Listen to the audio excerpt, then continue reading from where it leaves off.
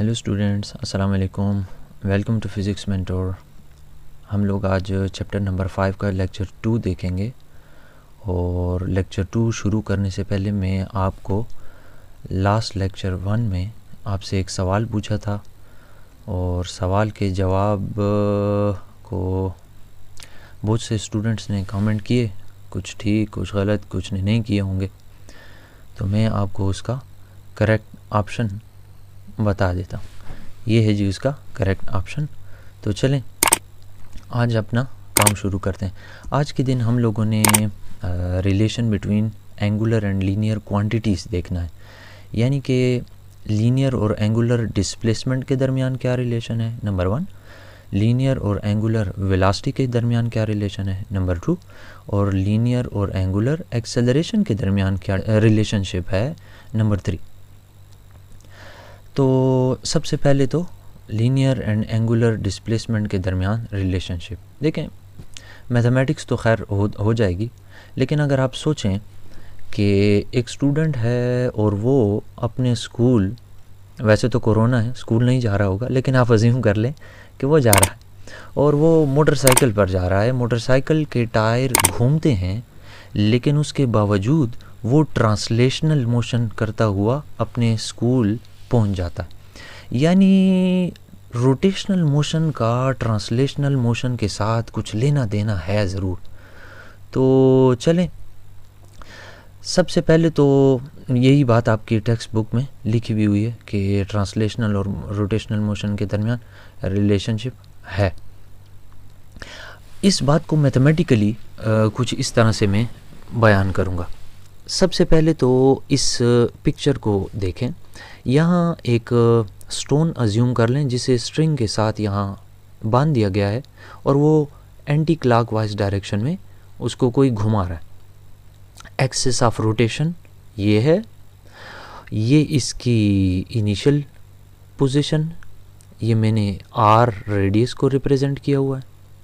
आपको chapter number 1 में radian यानी कि सप्लीमेंट्री यूनिट की पहली जो पार्ट था यानी रेडियन, वो आपको सिखाया गया था। आज उसकी रिपीटिशन थोड़ी बहुत होगी और आप उसका प्रूफ भी देखेंगे। बस सिर्फ एक चीज़ याद करने की ज़रूरत है कि एक रेडियन कितना एंगल होता था। तो मैं याद दिला देता हूँ कि एक रेडियन वो एंगल था जब कि एक ऑब्जेक्ट सर्कुलर मोशन में रेडियस के बराबर डिस्टेंस कवर करे। यानी ये जो आर्क है ए से लेकर सी तक, ये अगर रेडियस के बराबर है, मैंने इस वक्त रेडियस के बराबर ली हुई है, तो इस सर्कल के रेडियस के बराबर ये आर्क होगी।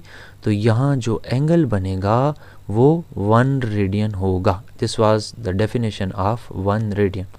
अब इस बात को यहाँ देखिए, आर्क AC जो है वो रेडियस ऑफ द सर्कल के बराबर है, और अगर ये रेडियस के बराबर है तो फिर एंगल AOC, एंगल AOC ये कितना हुआ, 1 रेडियन। यहाँ पर देखें तो ये लिखा भी हुआ है।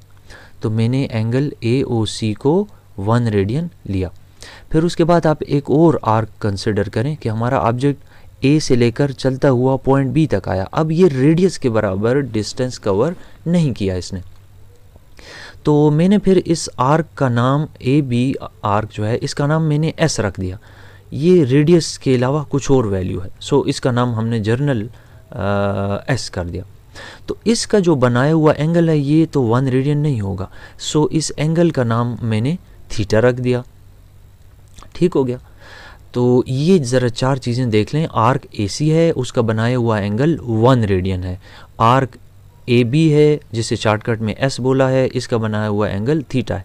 अब याद रखिएगा कि अगर मैं इन दोनों आर्क्स को एक दूसरे पर डिवाइड कर दूं, इनकी रेशो ले लूं, तो इनके जो बनाए हुए एंगल्स हैं इनकी रेशो जो ले लूं तो ये दोनों बराबर निकलेंगी। और ये मैथ्स में एक थ्योरम भी है कि ratio of arcs is equal to the ratio of their corresponding angles. तो AB arc divided by AC arc बराबर होगी AB का बनाया हुआ एंगल यानी कि थीटा और AC का बनाया हुआ एंगल यानी कि 1 रेडियन। तो ए बी का नाम मैंने आप देखें तो शॉर्टकट में एस रखा हुआ है, तो मैंने ए बी को रिप्लेस कर दिया बाय एस, जबकि ए सी जो था वो यहाँ टॉप पर देखें तो मैंने आर के बराबर लिया हुआ है। तो ए बी और ए सी को मैंने एस और आर से रिप्लेस कर दिया और दूसरी साइड वैसे के वैसे ही लिख दी। यहाँ 1 पे डिवाइड करने के बजाय 1 को हटा दें तो मेरे पास आ जाता है theta is equal to S divided by R. तो ये है relationship between linear and angular displacement. इसकी एक शक्ल यूँ भी हो सकती है कि हम आर को दोनों तरफ डिवाइड कर लें तो हमारे पास कुछ इस तरह से आ जाएगा। तो यहाँ एस जो है बेसिकली लीनियर डिस्प्लेसमेंट को रिप्रेजेंट कर रहा है, R radius of the circle को, theta angular displacement. Lecture number 1 में आप देख चुके हैं। तो ये था हमारा रिक्वायर्ड लीनियर और एंगुलर डिस्प्लेसमेंट के दरमियान रिलेशनशिप, जिसको वेक्टर फॉर्म में यूँ भी लिखा जा सकता है। मैं अक्सर इसको यूँ बोलता होता हूँ कि लीनियर डिस्प्लेसमेंट, ये इक्वालिटी साइन देखें और ये आर और एंगुलर डिस्प्लेसमेंट मल्टीप्लाई हो रहे हैं ना, इस बात को आप यूँ भी पढ़ सकते हैं, linear displacement is equal to radius times the angular displacement. ठीक है, तो ये था जी इनका दरमियान रिलेशनशिप। अब relationship between linear and angular velocity देखते हैं। अभी अभी हमने ये प्रूव किया कि S equals R times theta. अब अगर एक ऑब्जेक्ट मूव कर रहा है, इमेजिन करें कि गाड़ी वेलोसिटी v के साथ मूव कर रही है और उसको टाइम t लगता है, तो इसने इस वेलोसिटी v के साथ मूव करते हुए जो डिस्टेंस कवर किया है उसके लिए हम ऑलरेडी चैप्टर नंबर 3 में ये इक्वेशन देख चुके कि s is equal to v multiplied by t। अच्छा, अब ये भी s is equal to R theta है, ये s is equal to V T है, इनके लेफ़्ट साइड दोनों एक जैसे हैं, सो राइट हैंड साइड भी एक जैसे होंगे। मैंने इन दोनों इक्वेशंस को कंपेयर किया, कंपेयर करने के बाद मेरे पास आता है V T is equal to R theta. अब अगर मैं दोनों तरफ t को डिवाइड कर दूं तो यहाँ से t चला जाएगा और वहाँ थीटा के नीचे डिवीजन में नज़र आएगा। ये हो गया। हम जानते हैं कि एंगुलर डिस्प्लेसमेंट और टाइम जब डिवाइड होते हैं तो उससे हमें क्या मिलता है, ये बात भी लेक्चर 1 में आपको बताई जा चुकी है। मैं ऊपर कोशिश करूंगा कि आई बटन में लेक्चर नंबर 1 दे दूं, आप चाहें तो फिर से देख सकते हैं कि angular displacement divide by time angular velocity होता है। सो मैंने इसको ओमेगा से रिप्लेस कर दिया। तो ये है आपका required relationship between linear velocity and angular velocity. Vector form में इसको यूँ लिखा जा सकता है। और आपने चैप्टर नंबर 2 में क्रॉस प्रोडक्ट भी ऑफ वेक्टर्स पढ़ा हुआ है। जब कभी भी दो वेक्टर्स का क्रॉस प्रोडक्ट लिया जाता है तो उससे मिलने वाला जो रिज़ल्ट होता है वो इन दोनों के ही परपेंडिकुलर होता है। तो ये बात भी बुक में मौजूद है कि ओमेगा और आर दोनों पर वी परपेंडिकुलर होगा।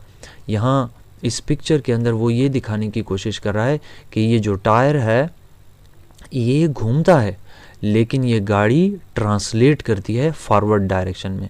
ठीक है, तो ये रिलेशनशिप हो गया दूसरा।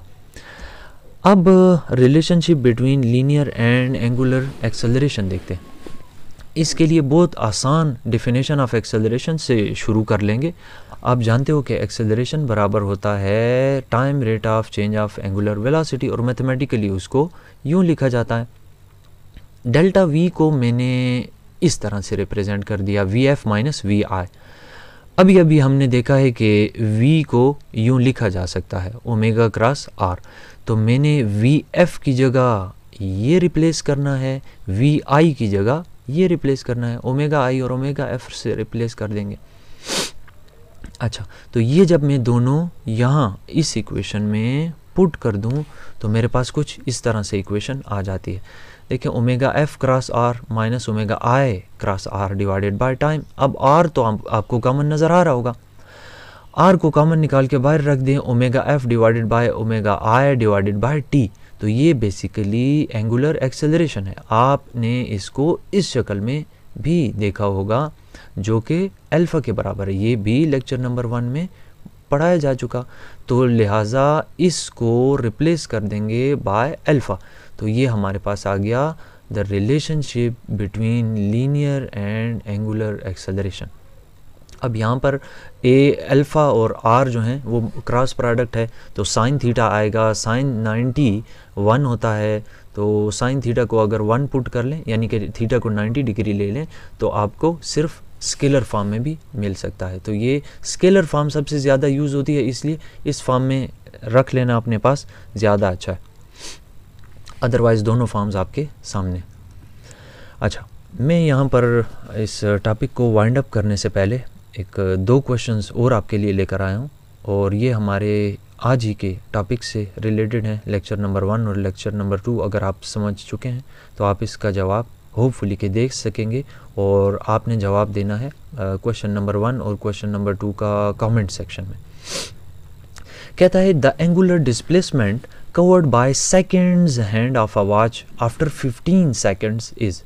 देखें, घड़ी वाली क्लॉक के ऊपर सेकंड्स वाली जो सुई है, सेकंड्स वाली जो नीडल है, वो 15 सेकंड जब गुजर जाएं तो कितना एंगुलर डिस्प्लेसमेंट कवर करती है। आपने इसका जवाब देना है कमेंट सेक्शन में।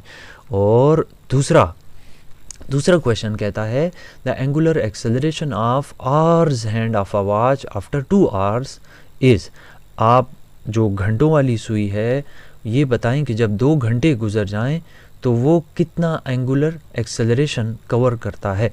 तो इन दोनों के जवाब आपने कमेंट सेक्शन में देने हैं।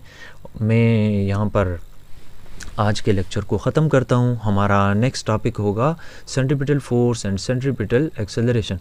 कुछ समझ ना आया हो तो मेरे राब्ता number, Facebook group, email address और व्हाट्सएप नंबर आपके सामने हैं। और मैं वीडियो ख़त्म करने से पहले एक नई चीज़ और नई बात आपको बता दूं, वो ये है कि स्टूडेंट्स, मैंने इसी चैनल के अंदर एक प्लेलिस्ट ऐड की है। उस प्लेलिस्ट का नाम आपको नज़र आ रहा होगा, MCQs ऑन डिमांड। तो यहाँ पर अगर आप अपनी स्टडी के दौरान कोई नया MCQ देखते हैं, आप में से बहुत सारे स्टूडेंट्स ने मुझसे ईमेल एड्रेस पर मल्टीपल चॉइस की बुक्स ली हैं। मैंने ज़्यादातर को 4-4, 5-5 बुक्स सेंड की हैं।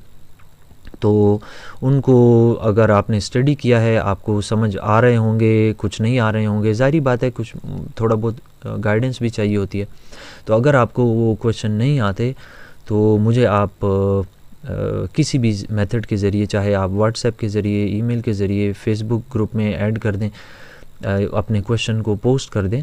मैं एक छोटी सी 2, 4, 5 मिनट की वीडियो बनाकर उसके अंदर आपको एक्सप्लेन करने की कोशिश करूंगा। तो इसका प्लेलिस्ट में आपको मेरे चैनल पर जाते ही प्लेलिस्ट को प्रेस करेंगे और प्लेलिस्ट को क्लिक करने के बाद आपको MCQs ऑन डिमांड लिखा हुआ नज़र आएगा। इसके अंदर आपके तमाम वो क्वेश्चंस आपको हमेशा मिलेंगे कि जो आपने मुझसे पूछे होंगे और मैंने उन पर वीडियो बनाकर आपको आंसर किया होगा। तो यहाँ पर मोहम्मद मुजम्मिल को फ़िज़िक्स मेंटोर से इजाज़त दें। अल्लाह हाफ़िज़।